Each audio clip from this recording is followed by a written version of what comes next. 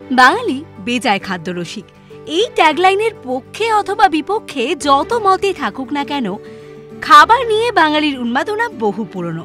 কিন্তু পেট পুজোর পর শেষ পাতে তো মুখ শুদ্ধি চাই, তার কি হবে? এই সমস্যার সমাধান রয়েছে পান পাতার কাছে। বনেদি বাঙালি খাবারের শেষে মুখশুদ্ধি হিসেবে ঠোঁট রাঙানো একখিলি পান না থাকলেই নয়। রসখিলি, হিমখিলি, বাদশাহী, মন মাতোয়ারা, কাপুরি পান, সাঁচি পান, আরো কত। সবুজ পাতার ওপর চুন সুপারি সহ পছন্দ মতন মশলা দিয়ে কায়দা করে বেঁধে মুখে ফেলে দিন। ঠোঁটের সাথে পানের রসে আপনার মনও হয়ে উঠবে রাঙা। তবে পান নিয়ে উৎসাহ সময়ের হাত ধরে খানিক কমে আসলেও আজও কলকাতার নানা অলিতে গলিতে বাঙালির ঐতিহ্যের রসনা তৃপ্তি ঘটাচ্ছে পানের দোকান।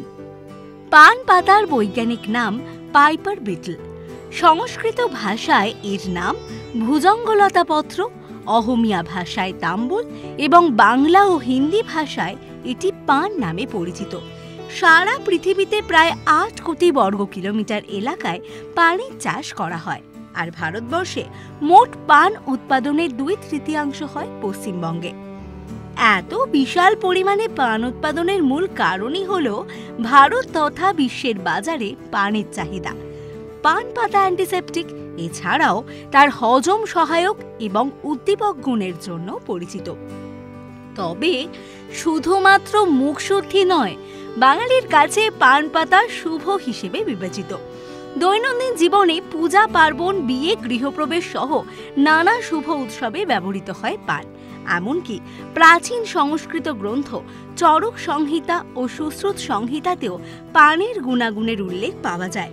পুরাণ অনুসারে দেবতা ও অসুর সমুদ্র মন্থন করার পর যখন অমৃত উঠে আসে, তখন কয়েক ফোঁটা অমৃত পাতালে নাগরাজ্যে গিয়ে পড়ে, আর সেখান থেকে এক লতার জন্ম হয়, যে কারণে এই লতাকে পুরাণে নাগবল্লী বলে উল্লেখ করা হয়েছে। পরবর্তীকালে ওই লতার পাতাই পান পাতা হিসেবে পরিচিত। এই তো গেল পানের নানা খুঁটিনাটি তথ্য। চলুন এবার জেনে নেওয়া যাক কলকাতার 5টি এমন পানের দোকানের নাম যারা দীর্ঘদিন ধরে বাঙালির আদি মুখশুদ্ধির চাহিদা পূরণ করে আসছে। কল্পতরু ভাণ্ডার। আচ্ছা, আপনি কখনো এক খিলি পান কিনতে 1000 টাকা খরচ করার কথা ভেবেছেন? শুনলে অবাক হলেও এই পানের খোঁজ আপনি পাবেন কলকাতার কল্পতরু ভাণ্ডারে। কলেজ স্ট্রিট চত্বরে এই পানের দোকান 1937 সাল থেকে তার শতাব্দী প্রাচীন ধারাকে আজও অক্ষয় রেখে চলেছে। স্বয়ং প্রধানমন্ত্রী ইন্দিরা গান্ধী থেকে শুরু করে অভিনেতা ভানু বন্দ্যোপাধ্যায় থেকে সকলেই চেখেছেন এই দোকানের পানের স্বাদ। পলিশ দ্বারা ওঠা এই দোকানে এলে সুগন্ধি এক খিলি পান আপনাকে টাইম ট্রাভেল করে অচিরেই নিয়ে যেতে পারে সেই পুরনো কলকাতার কলেজ স্ট্রিট মোড়ে। তাজমহল পান শপ। মোহাম্মদ রফি প্রেমে পড়েছিলেন কলকাতার এক পানের দোকানের।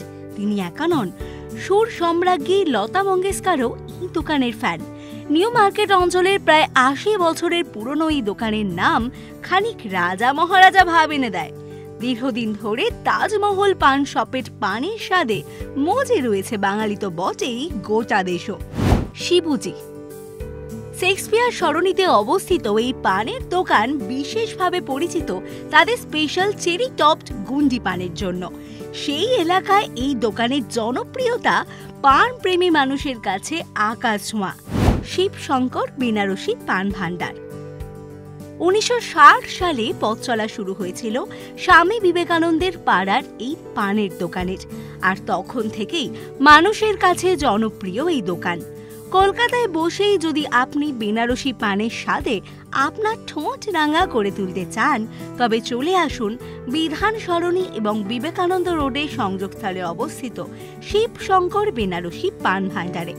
এমন বেনারসি পান আপনি আগে কখনো চেখে দেখেছেন কিনা তা মনে করতে পারবেন না। শ্রী পান ধাবা। চকলেট খেতে ভালোবাসে না এমন মানুষ পাওয়া দুষ্কর, কিন্তু আপনি কি চকলেট আর পান দুইয়েরই ভক্ত? তবে আপনি হরিশ মুখোপাধ্যায় রোডে শ্রী পান ধাবার চকলেট পান ট্রাই করতেই পারেন। হলফ করে বলতে পারি, এই দোকানের চকলেট পানের স্বাদে আপনার তাক লেগে যেতে বাধ্য। বর্তমান সময়ে পান মশলার দাপটে পান খাওয়ার রেওয়াজ খানিক বদলে গেলেও আজও বাঙালি বাড়ির শুভ অনুষ্ঠানের অবিচ্ছেদ্য অঙ্গ পান। পান নিয়ে নানা রকম নিত্য পরীক্ষা নিরীক্ষা চলতে থাকলেও ভুরি ভোজের শেষে একখেলি পান আজও বাঙালির বনেদি আনার চিহ্ন। সেই ধারার পরিবর্তন হবে না কোনোদিন। কলকাতার আনাচে কানাচে ছড়িয়ে রয়েছে পান প্রিয় বাঙালির ঐতিহ্যের স্মারক। আর কে না জানে কলকাতার পান কলকাতার শান। পরখ করে দেখে সে কথা মানবেন আপনিও। আর এরকম আরও অনেক ভিডিওস দেখার জন্য নজর রাখুন আমাদের চ্যানেলে। পাশে থাকা বেল আইকনটি ক্লিক করতে ভুলবেন না।